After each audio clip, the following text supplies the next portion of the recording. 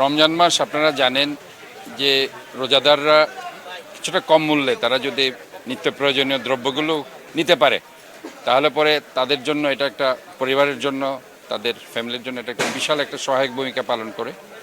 তো আমরা মনে করছি যে আমাদের যে মনিটরিংয়ের মাধ্যমে বাজার দর আজকে এই যে খাতুনগঞ্জ বিশাল পাইকারি একটা বাজার, এখানে যদি আপনার রেটটা ঠিক থাকে তাহলে খুচরা মূল্যে সেখানে গিয়ে কোনো ধরনের কোনো প্রেশার পড়ে না।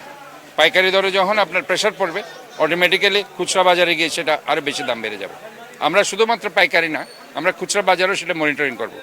আজকে যেবেন যে আমি দেখতে পাচ্ছি 1 লিটার সয়াবিনের দাম 177 টাকা, খুচরা বাজারে এরকম যাতে না হয় 190, 195, 200 টাকা কেউ যাতে বিক্রি না করে। এটা তারতম্য থাকতে হবে মিনিমাম, এটা ম্যাক্সিমাম যাতে তারা এটা না করে। এবং পাশাপাশি এখানে আমরা দেখতে পাচ্ছি যে কোনো ডালের মধ্যে রং মিশিয়েছে কিনা, কোনো খাবারের কোনো ভেজাল দিচ্ছে কিনা, ইভেন কোনো কিছুতে এই যে আপনার তারা ফরমালিন মিক্স করছে কিনা।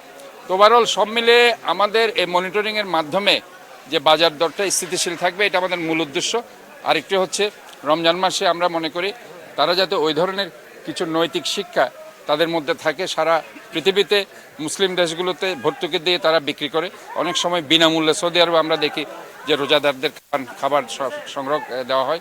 এখানেও যাতে এই ধরনের তারা এই নৈতিকতায় তারা যদি শিক্ষিত হয়ে তারা যদি কিছু করতে পারে, এটাও আমাদের জন্য একটা বিশাল লাভ।